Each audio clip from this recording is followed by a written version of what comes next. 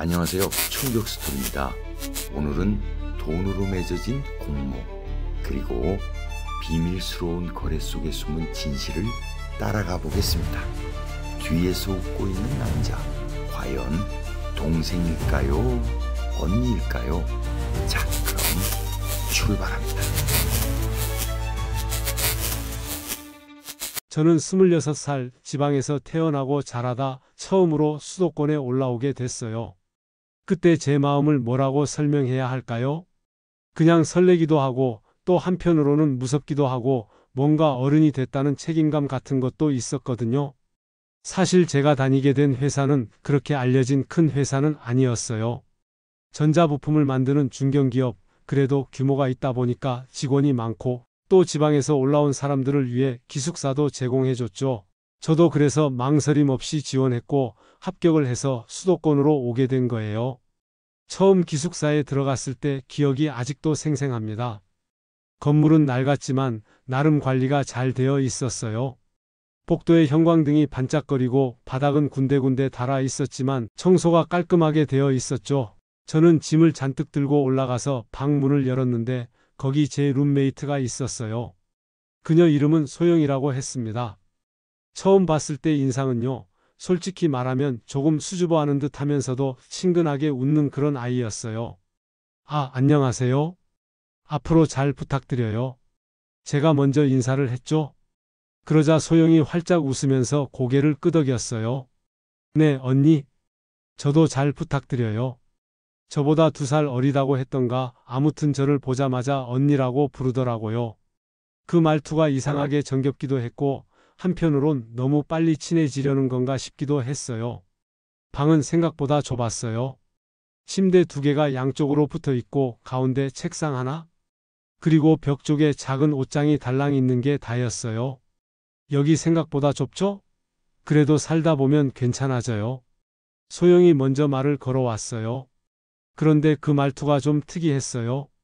그냥 좁죠 하고 끝낼 수도 있는데 살다 보면 괜찮아져요라니 뭐랄까? 처음 보는 사람에게 굉장히 금방 마음을 열고 대화를 이어가는 듯한 조금은 엉뚱한 느낌이랄까요? 저는 대충 짐을 풀고 옷가지를 옷장에 넣으면서 이런저런 이야기를 나눴어요. 소영은 원래 전라도 쪽 출신이라고 했고 저랑 비슷하게 일자리를 찾아서 올라왔다고 했어요. 부모님은 시골에 계시고 언니는 결혼해서 멀리 살아요. 그래서 저 혼자예요. 그 말이 묘하게 마음에 남았어요. 혼자라는 말투가 너무 익숙한 듯 담담하게 들리더라고요. 처음 며칠은 정말 별일 없었어요. 우리는 같은 공장 라인에서 일하진 않았지만 아침에 같이 출근하고 저녁에 같이 들어오는 패턴이 이어졌습니다. 같이 밥 먹고 같이 방에서 쉬고 주말에는 편의점 가서 과자랑 음료 사와서 수다도 떨었죠. 정말 평범했어요. 언니 여기 살다 보면 시간 빨리 가요. 매일 똑같으니까. 소영이 어느 날 그런 말을 하더라고요. 그 말투가 그냥 농담처럼 웃으며 던진 건데 듣고 나니까 괜히 서늘했어요. 왜냐면 제가 딱 그런 기분을 느끼고 있었거든요.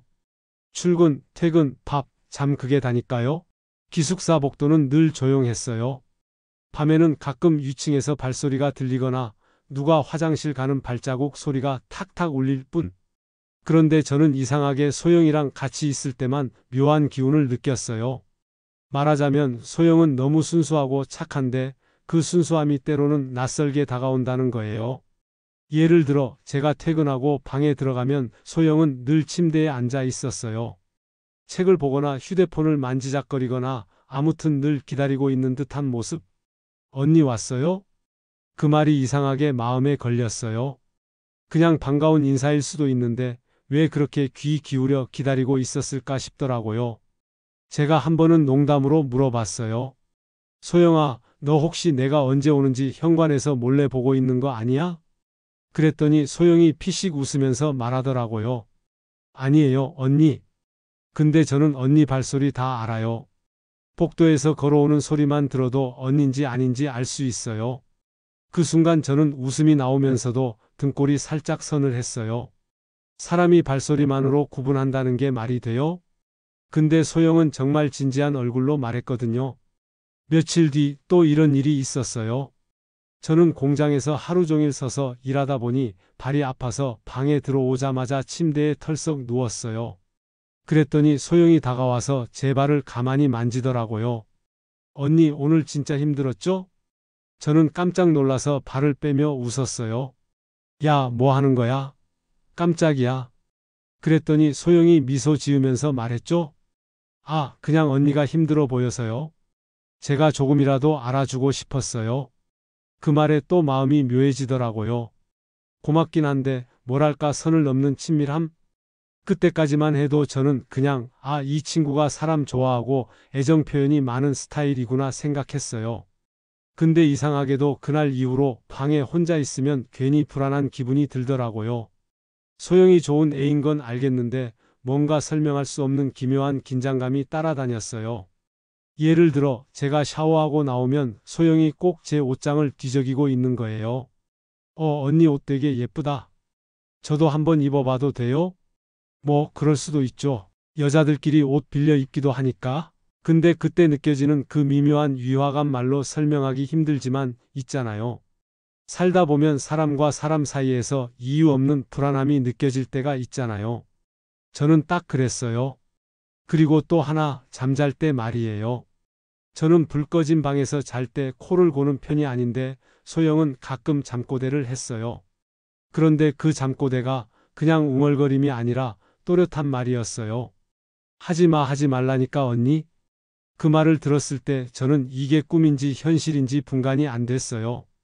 그리고 순간적으로 온몸이 서늘해졌죠. 물론 사람마다 다 있을 수 있는 일이에요. 잠꼬대도, 발소리 알아보는 것도, 옷 빌려 입는 것도. 근데 이게 한 사람한테 다 몰려 있으면 이상하게만 보이는 거예요. 저는 마음속에서 뭔가 껄끄러운 기운이 커져갔어요. 이 친구는 좋은 애인데 왜 자꾸 나는 무서운 기분이 들까? 그 의문이 바로 다음 사건들의 시작이었는지도 몰라요. 저는 공장 기숙사 생활에 조금씩 적응해 가고 있었어요. 매일 아침 들려오는 기계 소리, 철을 깎는 듯한 날카로운 진동, 그리고 작업복 냄새가 묻은 사람들 사이에서 웃음과 한숨이 뒤섞인 소리. 처음에는 귀가 멍멍하고 머리가 찌끈거릴 정도로 버거웠는데 어느 순간부터 그 소음조차도 익숙해졌죠. 마치 제 일상이 하나의 톱니바퀴처럼 그 기계 안에 끼어 돌아가고 있다는 생각이 들기도 했습니다. 그날은 조금 특별한 날이었어요. 팀장이 한 달 동안 고생했다고 모두 함께 모여 회식을 하자고 했거든요. 공장에서 일하는 사람들에게 회식은 일종의 작은 탈출구 같은 겁니다. 기숙사와 공장 사이의 반복된 루틴에서 벗어나 잠깐이라도 술잔 기울이며 서로의 애환을 나눌 수 있는 시간이니까요. 그래서 다들 들뜬 표정이었고 평소 말이 없던 동료들까지 장난스럽게 농담을 던지곤 했습니다. 저와 소영이도 그 자리에 함께 가게 됐습니다. 기숙사 근처에 있는 대형 뷔페 식당. 넓은 홀 안은 이미 사람들로 붐볐고 접시를 들고 이리저리 움직이는 직원들의 모습이 분주했지만 활기가 넘쳤습니다. 음식 냄새와 술 냄새, 웃음소리가 뒤엉켜 묘한 열기를 뿜어냈죠. 저는 접시에 음식을 담고 자리에 앉으려는데 문득 시선이 느껴졌습니다. 고개를 돌려보니 소영이가 저를 똑바로 바라보고 있더군요. 평소처럼 해맑게 웃는 얼굴이었지만 그 미소 뒤에 알 수 없는 그림자가 드리워져 있는 것 같았어요. 언니, 여기 앉아요. 소영이는 제 옆자리를 두드리며 환하게 웃었습니다. 그렇게 자리에 앉았고 술잔이 오가며 회식은 점점 무르익었습니다. 사람들은 공장 뒷이야기를 하기도 하고 팀장 욕을 하면서도 박수치며 건배를 외쳤습니다. 웃음소리가 오가던 그 순간 직원들이 커다란 탕 냄비를 들고 들어왔습니다. 뚜껑을 열자마자 김이 모락모락 피어올랐고 매운 향이 코끝을 찔렀습니다. 이야, 오늘 제대로 대접받네. 동료들이 숟가락을 들며 환호했죠. 그런데 그때였습니다. 갑자기 탁자가 흔들리며 소영이가 냄비 손잡이를 잡더니 그대로 기울여 버린 거예요. 펄펄 끓는 국물이 제 쪽으로 와락 쏟아졌습니다. 아! 저는 반사적으로 몸을 빼며 의자를 밀쳐냈습니다. 뜨거운 국물이 소매에 튀면서 화끈한 통증이 올라왔고 순간 눈앞이 아찔해졌습니다.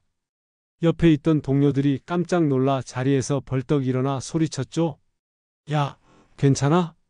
아이고, 조심 좀 하지. 식당 안은 순식간에 소란스러워졌습니다. 사람들이 휴지를 가져오고 물수건을 건네며 저를 둘러쌌습니다. 그런데 정작 소영이는 미안해하는 기색도 없이 멍하니 저를 바라보고 있었습니다. 눈동자는 전혀 흔들리지 않았고 입가에는 희미한 미소가 걸려 있었어요. 마치 뭔가를 지켜보던 사람처럼요. 소영아, 너 뭐 하는 거야? 옆에 있던 동료가 목소리를 높이자 그제야 소영이가 손사래를 치며 급히 말했죠. 죄송해요. 죄송해요. 제가 손이 미끄러져서. 사람들은 대수롭지 않게 넘기려 했습니다. 술자리에서는 흔히 있는 사고라고 말이죠. 하지만 저는 그 순간 느꼈습니다. 그 눈빛, 그 표정은 결코 실수가 아니라고요. 화장실로 들어가 젖은 소매를 헹구며 거울을 보았습니다. 젖은 머리카락이 얼굴에 달라붙었고 제 표정은 잔뜩 굳어 있었죠. 심장은 두근거렸고 가슴은 먹먹하게 조여왔습니다. 이게 단순한 사고일까? 스스로 물었지만 속으로는 이미 답을 알고 있었습니다. 회식은 그 뒤로도 이어졌지만 저는 음식이 목구멍으로 넘어가지 않았습니다. 소영은 옆에서 아무렇지도 않은 듯 웃으며 다른 사람들과 이야기를 나누고 있었어요. 그 평온한 모습이 오히려 더 섬뜩했습니다. 회식이 끝나고 기숙사로 돌아오는 길 밤바람이 차가웠습니다. 저는 소매를 감싸쥐며 걷고 있었는데 소영은 제 옆에서 흥얼거리며 콧노래를 부르고 있었습니다. 마치 오늘 있었던 일이 아무 일도 아닌 것처럼. 그 순간 저는 온몸에 소름이 돋았습니다. 방에 들어오자마자 저는 옷을 갈아입으며 일부러 말을 꺼냈습니다. 오늘은 좀 놀랐네. 너무 뜨겁더라. 그러자 소영이가 제 뒤에서 나지막이 대답했어요. 언니, 다치지 않아서 다행이에요. 근데 만약 조금만 늦게 피했으면 어땠을까요? 그 말투가 문제였습니다.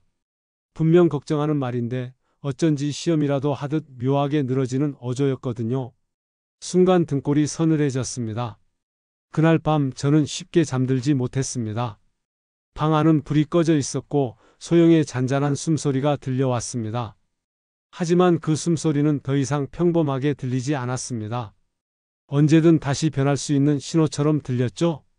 눈을 감아도 귀는 열려 있었고 저는 그 작은 소리에도 신경이 곤두서 있었습니다. 그때 소영이 몸을 뒤척이며 낮게 중얼거렸습니다. 하지마, 하지 말라니까 언니. 저는 온몸이 굳어버렸습니다. 분명 잠꼬대였겠죠? 하지만 그 말은 너무 또렷했고 저를 향한 것 같았습니다. 숨이 턱 막히며 이게 꿈인지 현실인지 분간이 되지 않았습니다. 그 순간 깨달았습니다. 이 아이 단순한 기숙사 룸메이트가 아니에요. 분명 뭔가 숨겨진 게 있습니다. 하지만 아직은 아무에게도 말할 수 없었습니다. 사람들은 다들 소영을 착한 애라고만 생각할 테니까요. 괜히 제가 이상한 사람처럼 보일 수도 있겠죠? 저는 이불을 더 꼭 끌어안으며 속으로 다짐했습니다. 분명 뭔가 있다. 내가 언젠가는 밝혀내야 한다. 그리고 그 다짐이 앞으로 벌어질 더 큰 사건들의 시작이었는지도 모릅니다. 그날 이후 제 마음은 편할 날이 없었습니다. 낮에는 억지로라도 평정을 유지했지만 밤이 되면 끝없는 불안이 밀려왔죠. 특히 소영이의 얼굴을 바라볼 때마다 그 아이가 정말 제 딸이 맞는지 아니면 제가 알지 못하는 다른 사람이 되어버린 건 아닌지 혼란스러웠습니다. 남편은 늘 저를 달래려 했습니다. 여보, 너무 예민하게 생각하지 말아요. 사람은 누구나 힘들면 잠시 달라질 수 있는 거니까. 그 말이 고맙게 들리면서도 한쪽 귀에는 가볍게만 맴돌았습니다. 왜냐하면 저는 직접 보았으니까요. 분명 제 앞에서 눈빛이 바뀌고 목소리가 낯설게 변하는 순간을. 그 기억은 저를 괴롭혔습니다. 낮에는 잊은 척해도 밤이 되면 그 장면이 떠올라 머릿속에서 계속 되살아났습니다. 그럴 때마다 등골을 타고 흐르는 차가운 감각은 제 몸을 사로잡았고 저는 점점 잠들기가 두려워졌습니다. 며칠 뒤 시장에 다녀오는 길이었습니다. 평소처럼 장바구니를 들고 골목길을 걷는데 뭔가 이상한 기운이 느껴졌습니다. 누군가 제 뒤를 밟는 발자국 소리. 처음에는 착각이라고 생각했죠. 하지만 고개를 돌리는 순간 낯선 남자의 시선이 제게 꽂혔습니다. 저는 움찔하며 말했습니다. 저 누구세요? 그는 아무 대답도 하지 않았습니다. 그저 묘한 웃음을 지으며 발길을 돌렸습니다. 그 웃음은 짧았지만 제 가슴을 옥죄기엔 충분했습니다. 등골이 서늘해지며 온몸이 굳어버렸습니다. 도대체 왜 우리 집을, 우리 가족을 이런 낯선 기운이 따라다니는 걸까요? 그날 밤 저는 남편에게 시장에서 있었던 일을 털어놓았습니다. 남편은 믿기 힘들다는 듯 눈썹을 찌푸렸습니다. 낯선 남자가 따라왔다고? 혹시 그냥 이웃 아닐까? 하지만 제 얼굴을 본 순간 남편의 표정은 점점 굳어갔습니다. 두려움이 제 얼굴에 그대로 묻어났기 때문이었죠. 결국 남편은 결심했습니다. 내가 직접 확인해 보겠어. 그날 이후로 남편은 일부러 골목길을 서성이며 주위를 살폈습니다. 그리고 며칠 지나지 않아 그도 보았다고 했습니다. 멀찍이 서서 우리 집을 지켜보는 그림자. 말없이 서 있는 존재. 분명 낯선 사람이었죠. 남편은 그날 밤 떨리는 목소리로 말했습니다. 당신 말이 맞았어? 우리를 누군가 감시하는 것 같아. 그 말에 제 숨은 턱 막혔습니다. 설마 소영이와 관련된 건 아닐까? 딸의 변한 모습, 그리고 낯선 그림자 모든 게 이어져 있는 것만 같았습니다. 며칠 뒤 소영은 아무렇지도 않은 얼굴로 집에 돌아왔습니다. 밝게 웃는 모습이었지만 저는 그 웃음조차 낯설게만 느껴졌습니다. 마치 누군가가 억지로 지어낸 미소 같았죠. 저는 조심스레 물었습니다. 소영아, 요즘 힘든 일 있니? 엄마한테는 뭐든 말해도 돼. 딸은 순간 정색하며 말했습니다. 엄마, 왜 그렇게 날 이상하게 봐? 나 아무렇지도 않아. 그 목소리엔 짙은 짜증이 섞여 있었습니다. 하지만 잠시 뒤 아무 일 없다는 듯 환하게 웃었죠. 그 두 얼굴 사이의 간극이 제 가슴을 쓸어내리게 만들었습니다. 저와 남편은 매일 밤 긴 대화를 나눴습니다. 앞으로 어떻게 해야 할지, 이 상황이 어디로 흘러가는지. 하지만 뚜렷한 답은 나오지 않았습니다. 다만 한 가지 확실한 건 이건 단순한 기분 탓이나 착각이 아니라는 사실이었죠. 그날 밤 저는 잠에서 깼습니다. 낯선 기척이 방 안에 스며드는 걸 느꼈습니다. 가슴이 쿵쾅거리며 땀이 차올랐습니다. 그리고 눈을 뜨자 창가에 서 있는 소영의 실루엣이 보였습니다. 소영아, 뭐 하고 있니? 딸은 대답하지 않았습니다. 그저 창밖을 응시한 채 아주 오랫동안 움직이지 않았습니다. 그 뒷모습은 낯설고 차갑고 기묘하게도 불길했습니다. 그 순간 저는 온몸에 소름이 돋았습니다. 딸이 정말 제 딸이 맞는지 아니면 제가 알지 못하는 어떤 존재가 우리 집 안에 들어와 있는 건 아닌지. 그날 이후 저는 매 순간이 두려웠습니다. 낯선 그림자, 변해가는 딸, 알 수 없는 불안. 이제는 분명해졌습니다. 우리 집에, 우리 삶에 뭔가 설명할 수 없는 일이 시작된 거라는 것을. 그날 이후 집안은 잔잔한 긴장감 속에 갇혀 있었습니다. 낯선 그림자의 존재, 변해가는 딸의 모습. 아무리 대화를 나눠도 결론은 나오지 않았고 불안만이 점점 더 짙어져 갔죠. 며칠 뒤 소영은 마치 아무 일도 없다는 듯 집에 다시 내려왔습니다. 회사 기숙사에서 바쁘게 지내다 주말을 맞아 잠깐 들른 거라 했습니다.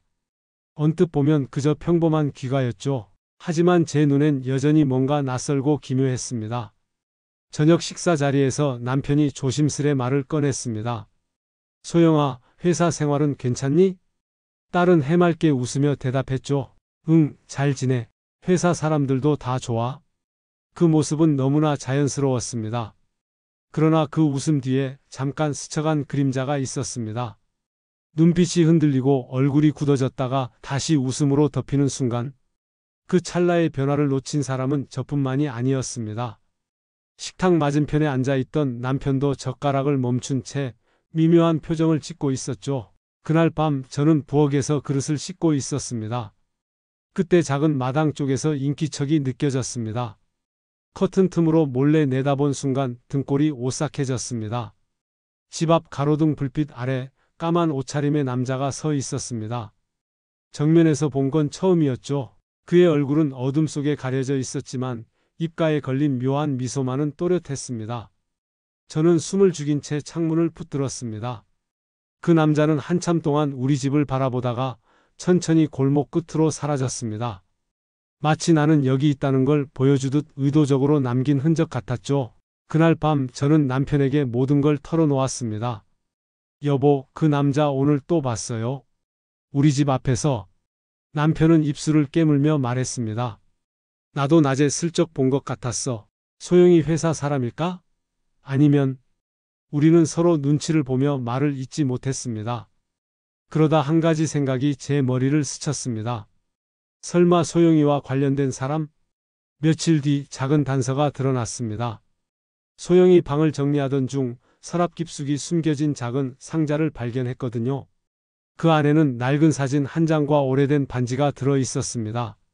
사진 속에는 소영이와 한 남자가 다정히 서 있었습니다. 남자의 얼굴은 흐릿했지만 옷차림과 체격 그리고 분위기는 며칠 전 우리 집 앞에서 본 바로 그 까만 남자와 같았습니다. 제 심장은 요동쳤습니다. 소영이와 그 남자 대체 무슨 관계였던 걸까요? 저녁 무렵 저는 조심스럽게 딸에게 물었습니다. 소영아, 이 사진 누구니? 너랑 같이 찍은 이 사람? 순간 소영이의 얼굴이 굳어졌습니다. 그러다 이내 억지로 웃으며 대답했죠. 엄마, 그냥 옛날 친구야. 별거 아니야. 그 말투에는 분명 회피가 섞여 있었습니다. 하지만 더 캐묻기엔 눈빛이 너무 예민하게 흔들리고 있었죠. 그날 밤 저는 남편과 함께 사진을 다시 들여다보았습니다. 남편은 낮게 중얼거렸습니다. 혹시 그 남자가 소영이 예전 남자친구 아닐까? 결혼 얘기까지 나왔던 그 사람? 저는 놀라서 물었습니다. 당신 그 얘기 어떻게 알았어요? 남편은 고개를 끄덕였습니다. 몇 년 전 소영이가 우리한테 슬쩍 말한 적 있었소. 결혼까지 생각했는데 그 사람이 집착이 심해서 결국 헤어졌다고. 그 순간 퍼즐이 맞춰지는 듯 했습니다. 낯선 그림자, 소영이의 불안한 태도, 그리고 숨겨진 사진. 모두 그 남자와 이어져 있었습니다. 이제는 분명했습니다.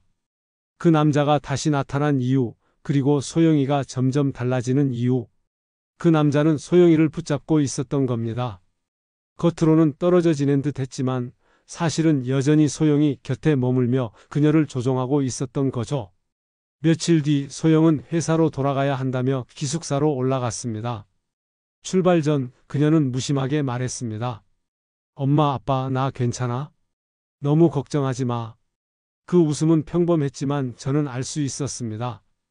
그 웃음 뒤에 보이지 않는 어둠이 숨어 있다는 걸요. 소영이 떠난 뒤 집안은 정막에 잠겼습니다. 하지만 불안은 사라지지 않았습니다. 왜냐하면 그날 밤 다시 우리 집 앞에 까만 남자가 나타났기 때문입니다. 이번에는 더 가까이 다가와 창가를 올려다보며 서 있었습니다. 짧은 순간이었지만 그의 시선은 분명 저를 향하고 있었습니다. 그리고 입술 모양으로 이렇게 말하는 듯 보였습니다. 곧 데려가겠다. 저는 그 자리에 얼어붙었습니다. 이건 단순한 우연도 착각도 아니었습니다. 그는 분명 우리 가족을 노리고 있었고 특히 소영을 발판 삼아 무언가를 꾸미고 있었습니다. 그날 밤 저는 깊이 깨달았습니다. 소영은 단순히 변해가는 게 아니었습니다. 그녀는 누군가의 손에 이끌려 점점 다른 길로 내몰리고 있었던 겁니다. 그리고 그 누군가는 까만 남자, 바로 그 사람이었습니다. 소영이 기숙사로 돌아온 지 며칠이 흘렀습니다. 겉보기에는 다시 일상으로 복귀한 듯 보였지만 그녀의 눈빛은 이미 예전의 맑음을 잃고 있었습니다. 밝게 인사하던 모습은 줄었고 동료들의 질문에도 짧게만 대답했습니다. 소영 씨, 주말 잘 보냈어? 네. 그냥 쉬었어요. 그녀의 목소리는 공허했고 미소조차도 억지로 붙여둔 듯 어색했습니다. 언니는 그 변화가 낯설었습니다. 기숙사 방에 앉아 있으면 소영은 가끔 멍하니 창밖을 바라보다가 휴대폰을 움켜쥐곤 했습니다. 메시지가 올 때마다 눈빛이 흔들렸고 누군가에게 답장을 보낸 후에는 오래도록 숨을 몰아쉬곤 했습니다. 언니가 조심스레 물었습니다. 소영아, 요즘 무슨 일 있는 거 아니야? 얼굴이 안 좋아? 소영은 억지로 웃으며 고개를 저었습니다. 아니에요, 언니. 그냥 일이 좀 많아서. 하지만 그 말이 진심이 아님을 언니는 직감했습니다. 며칠 뒤 공장에서 작은 사고가 일어났습니다. 언니가 평소처럼 부품을 조립하고 있을 때였습니다. 정전기가 일어나며 작업대 위에서 갑자기 불꽃이 튀었고 순간적으로 손끝이 찌릿하게 저렸습니다. 앗! 언니가 놀라 손을 뗐을 때 바로 옆에 있던 동료가 소리쳤습니다. 괜찮아요? 이거 케이블이 벗겨져 있잖아. 정말로 책상 아래 전선이 피복이 벗겨진 채 노출되어 있었습니다. 누가 봐도 위험한 상태였죠. 하지만 관리자가 와서는 대수롭지 않게 말했습니다. 아이고, 이거 오래돼서 그랬나 보네. 바로 고치겠습니다. 주변 사람들은 그저 운이 나빴다고 했습니다. 그러나 언니의 가슴은 쿵쾅거렸습니다. 며칠 전까지만 해도 멀쩡했던 자리였으니까요. 그리고 멀찍이서 소영이 그 장면을 지켜보고 있었습니다. 눈빛은 복잡하게 흔들리고 있었고 손끝은 꼭 쥐어져 있었습니다. 사고는 거기서 끝이 아니었습니다. 다음 날 아침 언니가 앉은 자리 위에는 날카로운 금속 조각이 놓여 있었습니다. 부품에서 떨어져 나온 파편이라기엔 너무 의도적으로 잘린 모양이었습니다. 언니가 모르고 그대로 앉았다면 엉덩이나 다리에 큰 상처가 날 뻔했지요.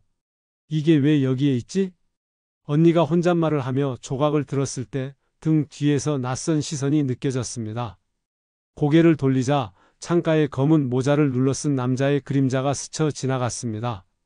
심장이 철렁 내려앉았습니다. 기숙사 앞 집 앞에서 보았던 바로 그 남자. 그가 이제는 공장 근처까지 들어온 겁니다. 다음 날 아침 언니가 앉은 자리 위에는 날카로운 금속 조각이 놓여 있었습니다. 부품에서 떨어져 나온 파편이라기엔 너무 의도적으로 잘린 모양이었습니다. 언니가 모르고 그대로 앉았다면 엉덩이나 다리에 큰 상처가 날 뻔했지요. 점심시간 언니는 의도적으로 소영에게 물었습니다. 너 아까 창가에 있던 사람 봤니? 소영은 순간 얼굴이 굳었습니다. 그러다 이내 웃음을 지어 보이며 대답했습니다. 아니요. 전 못 봤는데요. 하지만 그녀의 손은 떨리고 있었습니다. 언니는 확신했습니다. 소영은 무언가를 숨기고 있다는 것을. 며칠 뒤 또 다른 사건이 일어났습니다. 조립 라인이 평소보다 비정상적으로 빠르게 움직이기 시작한 겁니다. 부품이 쏟아지듯 들어왔고 언니의 손은 따라가지 못했습니다. 작은 나사가 이리저리 튀어오르며 작업대에서 흩어졌습니다. 이거 속도 왜 이렇게 빨라졌어? 동료가 관리자에게 소리쳤지만 관리자는 어리둥절해 했습니다. 분명 정상 속도인데 이상하네. 언니는 식은땀을 흘리며 나사를 주워 들었습니다. 그 순간 손가락이 미끄러져 날카로운 부품에 베이고 말았습니다. 피가 스르륵 흘러내렸습니다. 언니는 반사적으로 손을 움켜쥐었고 그때 고개를 들어보았습니다. 멀리서 소영이 언니를 똑바로 바라보고 있었습니다. 표정은 공포와 죄책감 사이를 오가는 듯 복잡했지만 시선을 피하지 않았습니다. 그날 밤 언니는 잠을 이룰 수 없었습니다.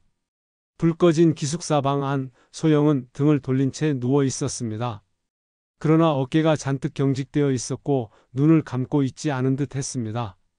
언니는 속으로 중얼거렸습니다. 분명히 누군가 일부러 이런 짓을 하고 있어. 그리고 소영 너 그 사람과 연결돼 있는 거지. 머릿속에는 자꾸만 까만 남자의 얼굴이 떠올랐습니다. 아직 또렷하게 본 적은 없지만 그 미소와 그림자는 분명했습니다.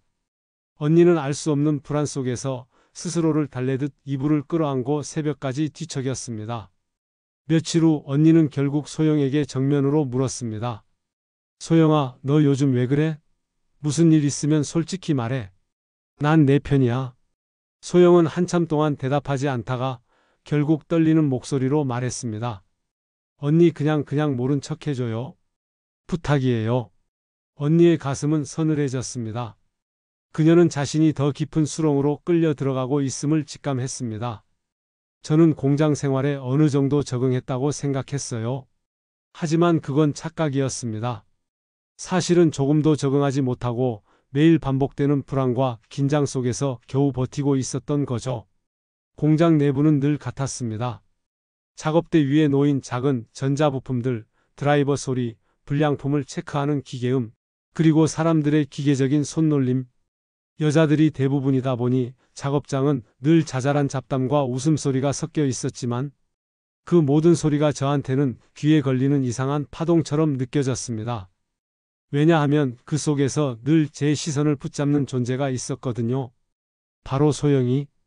그 애는 언뜻 보면 다른 사람들과 똑같이 웃고 떠드는 것 같았지만 문득 고개를 돌리면 언제나 저를 똑바로 바라보고 있었어요. 정말 이상하게도 제가 고개를 돌리는 그 순간마다 마치 기다렸다는 듯 눈이 마주쳤죠. 언니 오늘도 힘들죠? 퇴근길 공장 문을 나서자마자 소영이가 말을 걸었습니다. 저는 애써 웃으며 대답했죠. 다 힘들지 뭐. 너도 피곤하잖아. 소영은 고개를 가볍게 끄덕였어요. 그런데 그 다음 말이 섬뜩했습니다. 근데 언니 힘든 건 곧 끝날 거예요. 조금만 더 버티면 다 편해질 거예요. 저는 순간 발걸음을 멈췄습니다. 무슨 뜻일까? 왜 그런 말을 하는 걸까? 그냥 위로하는 말이었을 수도 있겠지만 그 표정이 너무 평온해서 오히려 소름이 돋았어요. 며칠 뒤 공장에서 이상한 사건이 벌어졌습니다. 제가 앉은 작업대 위로 작은 스파크가 튀어오른 겁니다. 순간 찌직 하는 소리와 함께 불꽃이 튀었고 제 손등이 따끔하게 데였죠. 아악! 놀라 소리치자 주변 동료들이 달려왔습니다. 괜찮아?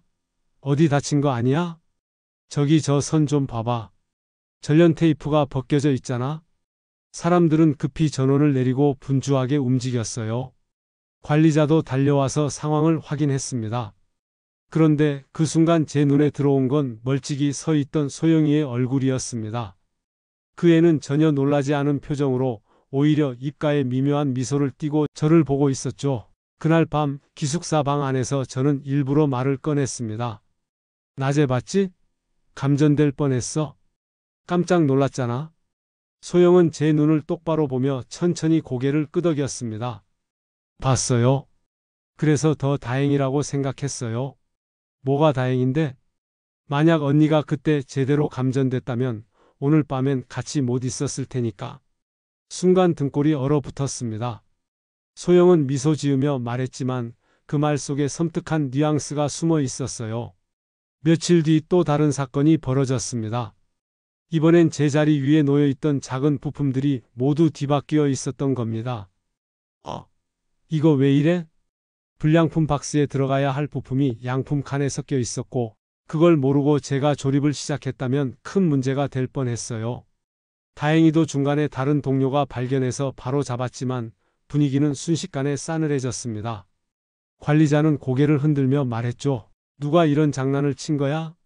이러다 큰 사고 난다. 저는 말없이 주변을 둘러봤습니다. 그리고 다시 소영과 눈이 마주쳤습니다. 그 애는 아무렇지도 않은 얼굴로 고개를 갸웃했죠. 밤마다 불안은 더 커졌습니다. 소영은 점점 저에게서 떨어지지 않았어요. 샤워실 앞에서도, 식당에서도, 심지어 퇴근길 버스 안에서도 언제나 제 옆자리에 앉아 웃으며 말했죠. 언니, 우리 같이 있으면 안전해요. 그 말이 오히려 저를 옥죄는 족쇄처럼 느껴졌습니다. 그러던 어느 날 저는 우연히 기숙사 복도 끝에서 이상한 장면을 목격했습니다. 소영이 휴대폰을 들고 낮은 목소리로 통화하고 있었어요. 네. 언니는 제가 지켜보고 있어요. 걱정 마세요. 그 순간 심장이 멎는 듯 했어요. 도대체 누구와 통화하는 걸까? 그리고 왜 지켜본다는 말을 하는 걸까? 저는 발걸음을 멈추고 숨을 죽였지만 바닥이 살짝 삐걱이며 소리가 났습니다. 소영은 깜짝 놀라 고개를 돌렸죠. 언니? 거기 있었어요? 저는 애써 웃으며 대답했죠. 그냥 화장실 가는 길이었어? 그 애의 눈빛은 분명 뭔가를 감추고 있었어요. 그날 밤 저는 도저히 잠을 잘 수 없었습니다. 눈을 감으면 소영의 웃음소리가 귓가에 맴돌았고 낮에 들었던 그 통화 내용이 머릿속에서 계속 울려 퍼졌습니다. 네. 언니는 제가 지켜보고 있어요. 그 말이 저를 더욱 불안하게 만들었죠. 며칠 뒤 또 하나의 사고가 터졌습니다. 작업 중 갑자기 제 자리 아래에서 연기가 피어올랐습니다. 코를 찌르는 탄 냄새와 함께 불꽃이 일었죠. 불이야? 사람들이 비명을 지르며 달려왔고 소화기가 터지듯 분말이 흩날렸습니다. 저는 정신없이 자리에서 도망쳤고 가슴이 쿵쾅거려 숨이 막혔습니다. 불은 금방 꺼졌습니다. 하지만 제 마음속 불안은 이제 더는 감출 수 없을 만큼 커졌습니다. 그리고 저는 깨달았습니다. 이건 단순한 우연도 작은 사고도 아니었습니다. 누군가 의도적으로 제 곁에서 사건을 만들고 있었어요. 그리고 그 중심에는 소영이 있었습니다. 소영과 함께 지내는 시간이 길어질수록 언니는 설명할 수 없는 압박감에 시달렸습니다. 공장에서의 작은 사고들이 이어진 뒤 언니는 점점 주변 사람들을 경계하기 시작했습니다. 특히 소영과 눈이 마주칠 때마다 그 미묘한 떨림, 죄책감, 그리고 감추려는 듯한 시선이 마음을 짓눌렀습니다. 어느 저녁 언니는 기숙사 복도를 걷다 문득 낮은 목소리를 들었습니다. 소영의 목소리였습니다. 방 안에서 전화하는 듯 문틈으로 새어나오는 소리가 귀에 들어왔습니다. 네네, 알아요. 언니는 제가 잘 지켜보고 있어요. 걱정 마세요. 실수하지 않게 조심할게요. 언니는 심장이 쿵 내려앉는 것을 느꼈습니다. 분명 언니라는 단어가 들렸습니다. 그 언니가 자기 자신을 뜻하는 게 아니라면 누구를 말하는 걸까요? 하지만 직감은 말했습니다. 그 언니는 바로 자신이었습니다. 언니는 한동안 문 앞에서 얼어붙은 듯 서 있다가 발소리를 죽이며 뒤로 물러났습니다. 방으로 돌아온 소영은 아무 일 없다는 듯 웃으며 말했습니다. 언니, 뭐 드실래요? 오늘은 제가 컵라면 끓여 드릴게요. 그 평온한 얼굴, 그리고 손에 들린 라면 봉지. 하지만 언니는 더 이상 그 웃음을 순수하게 받아들일 수 없었습니다. 며칠 뒤 공장에서 함께 일하는 동료 하나가 슬쩍 언니에게 말을 걸었습니다. 저기 같이 일하는 그 후배 있잖아요. 이름이 소영 씨 맞죠? 언니는 순간 놀랐습니다. 왜요? 무슨 일 있어요? 동료는 주위를 살피더니 목소리를 낮췄습니다. 글쎄요, 그냥 눈빛이 좀 무섭더라고요. 가끔 작업하다 보면 멍하니 언니만 뚫어져라 보는 거 있죠. 괜히 소름 끼쳐서 말이에요. 언니는 그 말에 온몸이 굳었습니다. 자신만 느끼는 불안이 아니었다는 걸 깨달았기 때문입니다.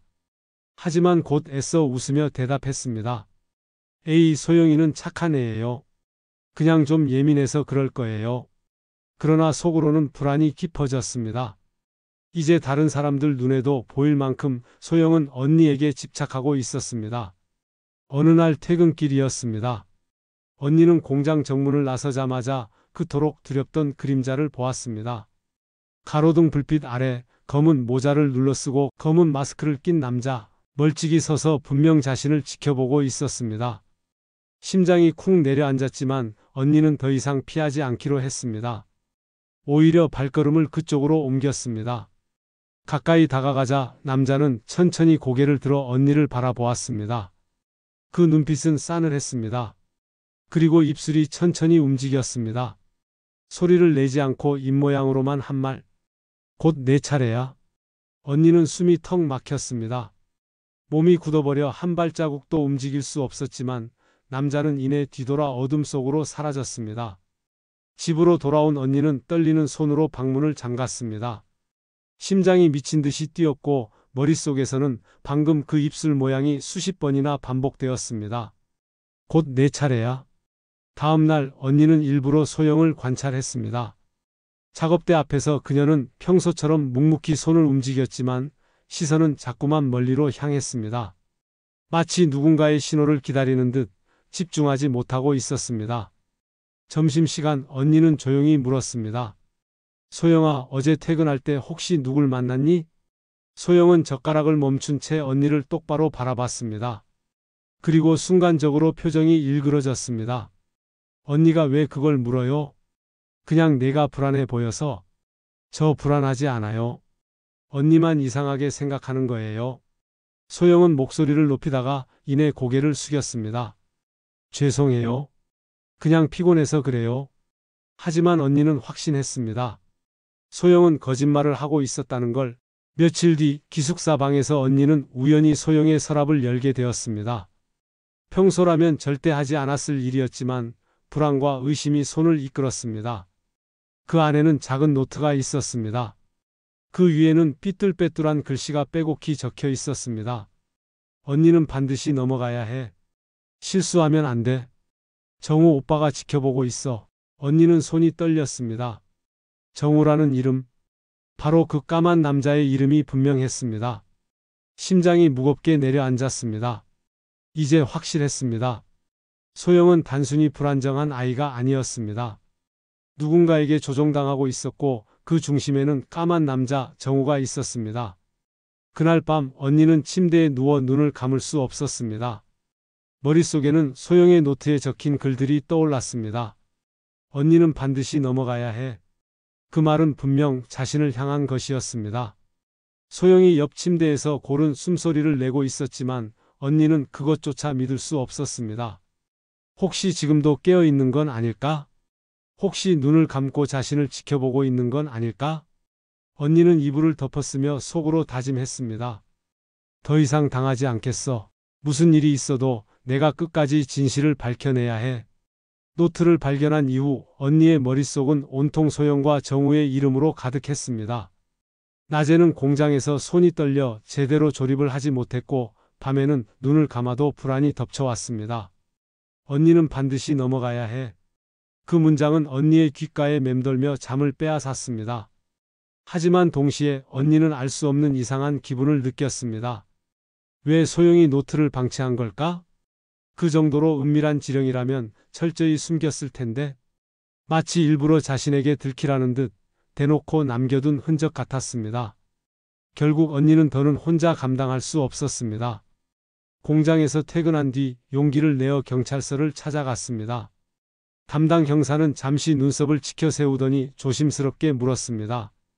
말씀은 알겠습니다만 정황만으로는 수사가 어렵습니다. 증거가 있어야죠. 언니는 안타까운 얼굴로 고개를 끄덕였습니다. 그러자 형사는 덧붙였습니다. 그래도 말씀하신 그 남자 정우, 전과 기록이 있습니다. 예전에도 스토킹 혐의로 고소를 당했지만 합의로 풀려났더군요. 그 말에 언니는 숨이 막혔습니다. 정우라는 이름이 경찰 입에서 나온 순간 그 존재가 더 이상 환상이 아님을 깨달았으니까요. 그날 밤 언니는 소영을 정면으로 마주했습니다. 소영아, 나 다 알아.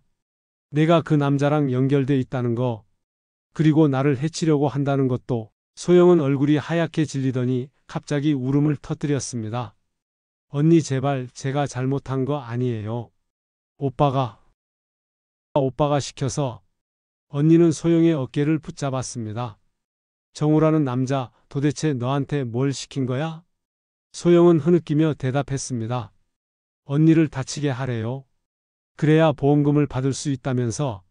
근데 저 정말 하기 싫었어요. 그냥.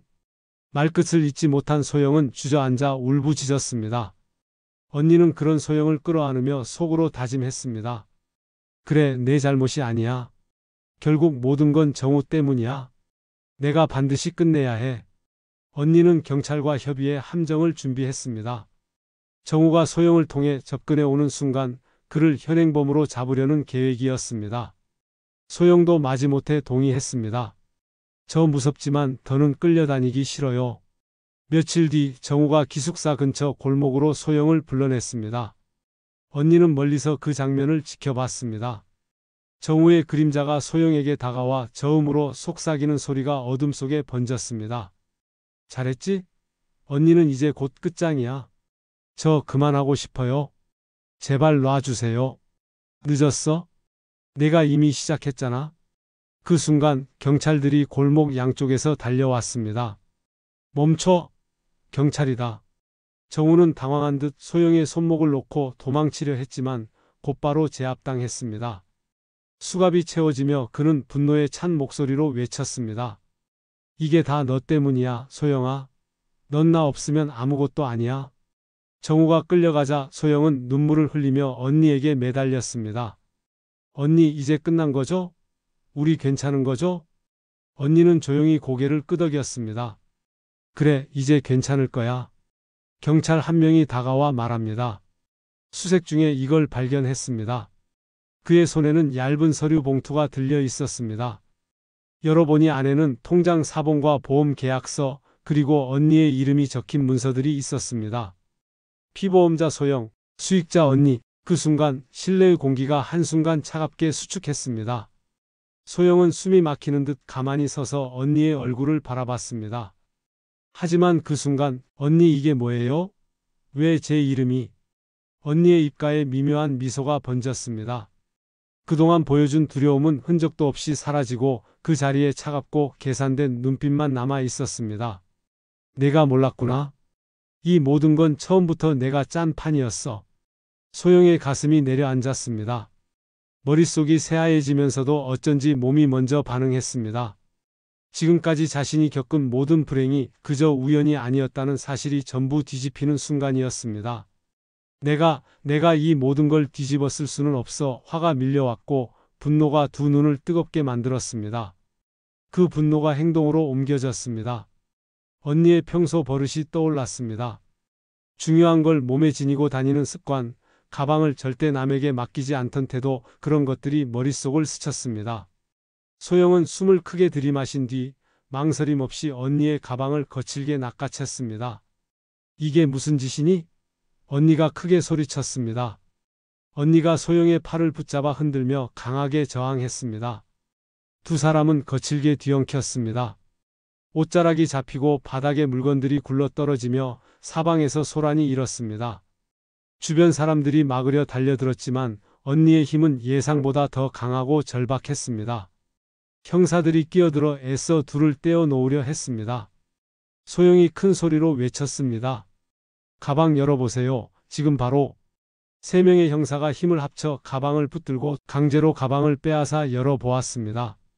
그 안에서 휴대폰 한 대가 튀어나왔고 봉투에 접힌 추가 계약서 사본들이 드러났습니다. 형사 중 한 명이 휴대폰 화면을 훑어보자마자 표정이 굳어졌습니다. 메시지 내용, 날짜와 시간, 그리고 정우의 이름이 분명히 보였습니다. 방 안의 소음이 사라지는 듯 했습니다. 모두가 숨을 죽인 채 그 작은 화면과 종이를 바라봤습니다.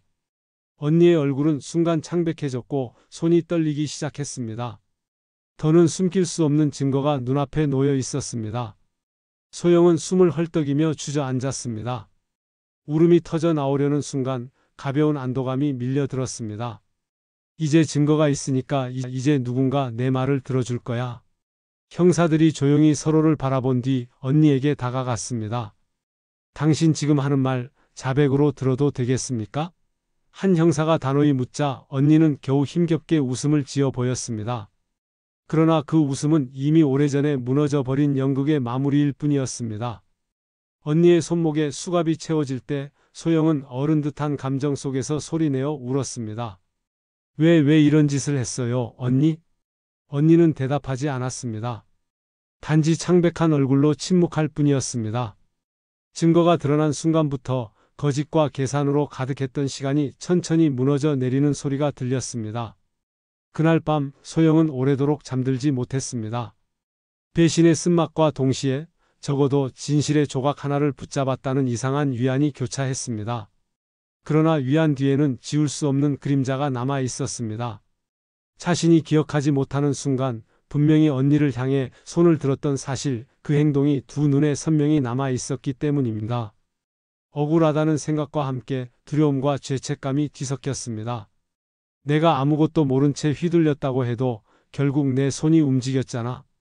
소영은 스스로에게 속삭이듯 다짐했습니다. 이제는 다시는 누구에게도 조종당하지 않겠어. 내 삶은 내가 지킬 거야. 눈물이 또다시 흘러내렸지만 이번에는 무너진 절망의 눈물이 아니라 살아남겠다는 다짐이 섞인 눈물이었습니다. 오늘 이야기를 끝까지 함께해 주셔서 진심으로 감사합니다. 제 삶의 한 조각을 나누며 여러분도 함께 느끼셨을 거라 믿습니다. 여러분의 생각은 어떠신가요? 댓글로 마음을 나눠주시면 큰 힘이 될 거예요. 구독과 좋아요는 제가 이 이야기를 계속 이어갈 수 있는 가장 큰 응원이 됩니다. 늘 건강하시고 행복하세요.